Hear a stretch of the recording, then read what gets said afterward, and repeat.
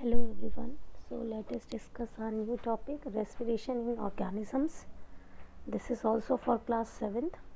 इसमें हमारा सब टॉपिक्स क्या है, व्हाट इज़ रेस्पिरेशन, रेस्पिरेशन क्या होता है, सेलुलर रेस्पिरेशन क्या होता है, types of respiration, aerobic respiration, anaerobic respiration, और हम इसमें पढ़ेंगे ब्रीथिंग क्या होता है, ब्रीथिंग रेट क्या होता है,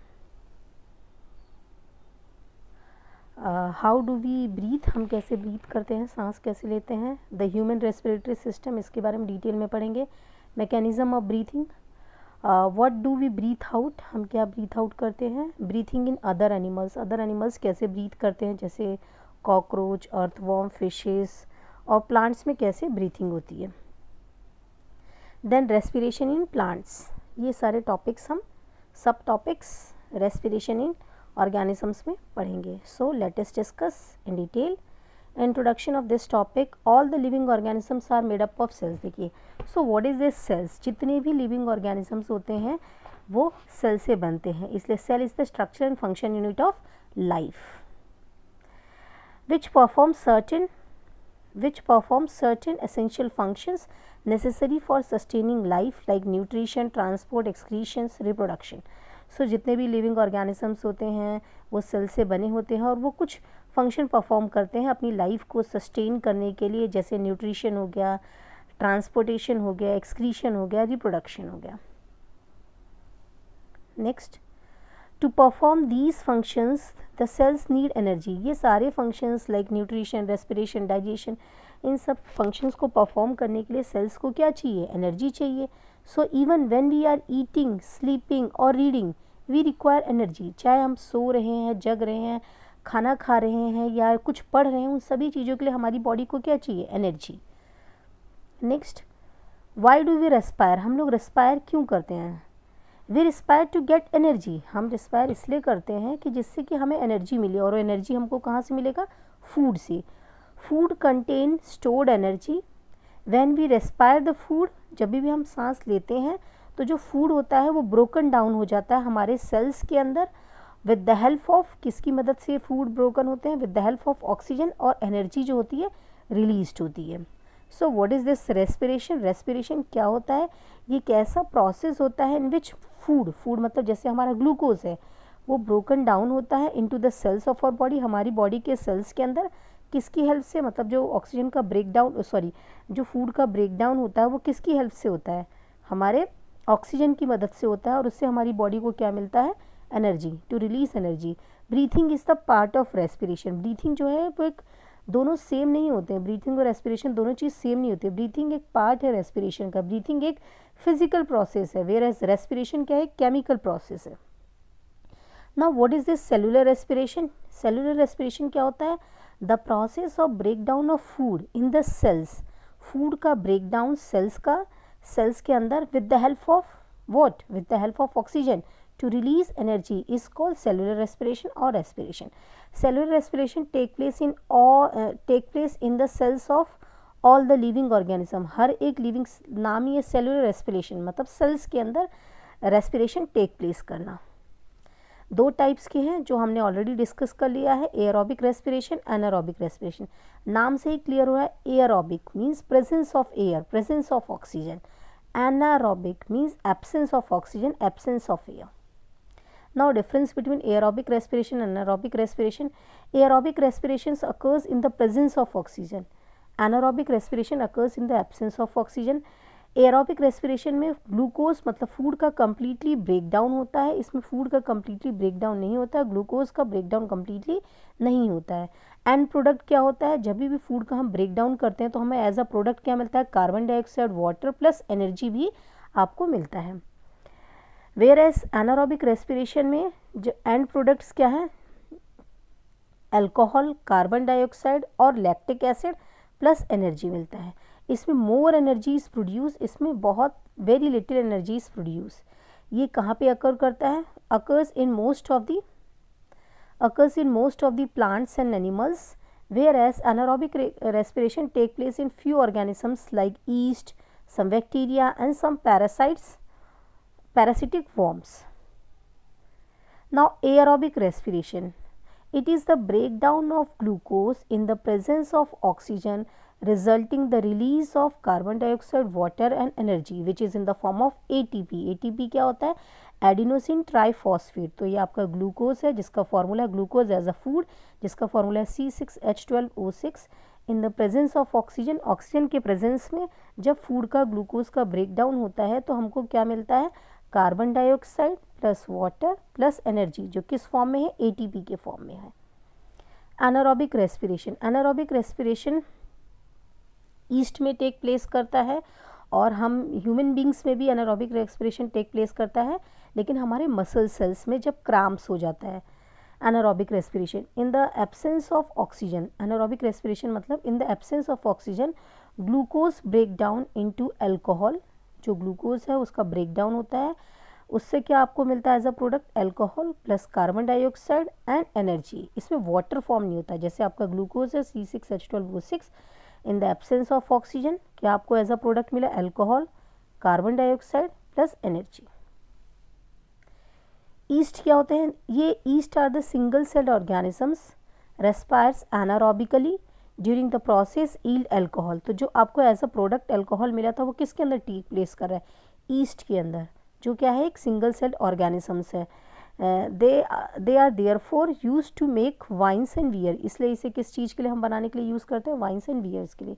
ड्यूरिंग हैवी एक्सरसाइज, जब हम बहुत हैवी एक्सरसाइज करते हैं तो या फास्ट रनिंग करते हैं, साइकिलिंग करते हैं, वॉकिंग करते हैं फॉर मैनी आवर्स, और या कोई वेट हैवी लिफ्ट करते हैं तो हमको बहुत ज़्यादा एनर्जी की नीड होती है.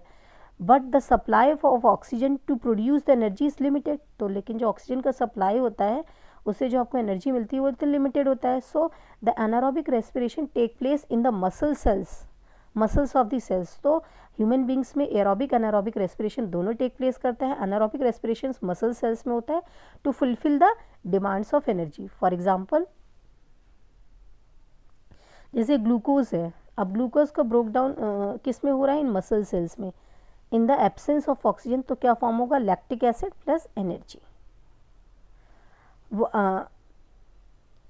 Why you get muscles cramps after heavy exercise.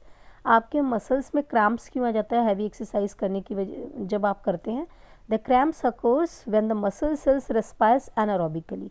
हमारे मसल्स में क्रैम्प्स तब आता है जब हमारे मसल सेल्स रेस्पायर करते हैं anaerobically. Means the partial break down of glucose, glucose का पार्शियल ब्रेक डाउन होता है और उससे क्या प्रोड्यूस होता है? Lactic acid. The accumulation of lactic acid, जो lactic acid as a product आपको मिलता है वो क्या कॉज करता है? Muscles cramps. Now what is this breathing? Breathing क्या होता है? Breathing is the process by which oxygen rich air is taken in. मतलब ऑक्सीजन रिच एयर जो है वो अंदर जाएगा and carbon dioxide rich air give out. मतलब ऑक्सीजन अंदर आना, कार्बन डाइऑक्साइड बाहर निकलना with the help of some respiratory organs is known as breathing.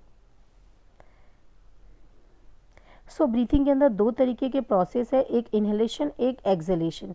Inhalation का मतलब होता है taking in of air rich in oxygen is called inhalation and giving out of air rich in carbon dioxide is called exhalation. मतलब जब हम air को, oxygen को अंदर लेते हैं तो इनहेलेशन प्रोसेस होता है, जब कार्बन डाइऑक्साइड को बाहर निकालते हैं तो उस प्रोसेस को एक्सहेलेशन कहते हैं.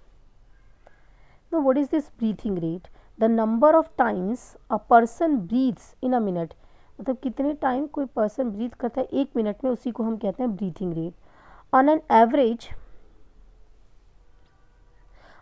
Average an adult human beings at rest breathe in and out 15 to 18 times in a minute. मतलब अगर रेस्ट पे है, मतलब एक एवरेज ह्यूमन बींग्स जो होते हैं वो ब्रीथिंग रेट कितना होता है? 15 to 18 टाइम्स एक मिनट में. लेकिन जब ज़्यादा हैवी एक्सरसाइज करते हैं तो ब्रीथिंग रेट क्या होता है? इंक्रीज हो जाता है 25 टाइम्स पर minute. while we exercise not only do we breathe fast, हम बस बहुत तेज फास्ट ही नहीं करते हैं, we also take deep breath and thus inhale more oxygen. और बहुत ज़्यादा ऑक्सीजन बाहर निकालते हैं, इनहेल करते हैं, सॉरी अंदर लेते हैं. A large muscular sheet is called diaphragm. diaphragm क्या होता है? एक लार्ज मस्कुलर शीट होता है जो कहाँ पे फॉर्म होता है? Floor of the chest cavity. हमारे चेस्ट कैविटी के पास एज अ फ्लोर की तरह एक मस्कुलर शीट होता है जिसे हम क्या कहते हैं? Diaphragm. Breathing involves the movement of diaphragm and the rib cage. जब ब्रीथिंग हम सांस लेते हैं तो दो चीज़ों का मूवमेंट होता है, एक हमारा डायफ्राम का और एक रिब केज का। इसका डायग्राम दे रखा है एज यू कैन सी। जब भी आप एयर को इन लेते हैं, मतलब जब एयर को अंदर लेते हैं तो हमारे रिब्स क्या होते हैं, वो अपवर्ड मूव करते हैं और डायफ्राम हमारा जो है नीचे डाउनवर्ड आ जाता है। तो जब भी आप इनहेलेशन प्रोसेस करते हैं या एयर को अंदर लेते हैं, जब आप सांस अंदर लेते हैं तो क्या होता है, रिब्स आपके ऊपर आ जाते हैं और डायफ्राम आपका नीचे आ जाता है। लेकिन जब आप एक्सेल करते हैं तो रिब्स जो है अपने पोजीशन पे बैक आ जाता है, मतलब डाउनवर्ड आ जाता है, और डायफ्राम मूव्स बैकवर्ड, मतलब अपने पोजीशन पे वापस आ जाता है। During inhalation breathing in the chest cavity increases in size. जब आप इनहेलेशन करते हैं तो चेस्ट कैविटी का जो साइज़ है वो इंक्रीज़ हो जाता है और डायफ्राम मूव करता है डाउनवर्ड। जब आप इनहेलेशन प्रोसेस करते हैं तो चेस्ट कैविटी का साइज़ इंक्रीज़ हो जाता है, आपका डायफ्राम नीचे आ जाता है, and air enters into the lungs, और हवा जो हमारे एयर में, मतलब हमारे लंग्स में आ जाता है। और जो हमारा रिब्स केज होता है वो कहाँ मूव करता है, वो अपवर्ड मूव करता है। लेकिन जब एक्सलेशन प्रोसेस होता है, मतलब ब्रीथिंग आउट करते हैं, तो हमारी चेस्ट कैविटी का जो साइज़ होता है वो रिड्यूस हो जाता है और डायफ्राम कहाँ हो जाता है, मूव्स अप। पहले तो जब हम सांस अंदर लेते हैं तो डायफ्राम जो है रिब केज आपका ऊपर मूव करता है और डायफ्राम नीचे, और चेस्ट कैविटी का साइज़ इंक्रीज़ हो जाता है। लेकिन जब आप एक्सलेशन प्रोसेस करते हैं, मतलब ब्रीथ आउट करते हैं, तो चेस्ट कैविटी का जो साइज़ है वो रिड्यूस हो जाता है, डायफ्राम जो होता है वो अपवर्ड मूव करता है and air pushed out of the lungs. See, ये हमारे लंग्स में कितना एयर हम इनहेल करते हैं और एयर एक्सेल्ड आउट करते हैं। 21% एयर हम इनहेल करते हैं और कितना एक्सेल्ड आउट करते हैं, ऑक्सीजन 21% ऑक्सीजन इनहेल करते हैं और 16.4% ऑक्सीजन एक्सेल्ड आउट करते हैं।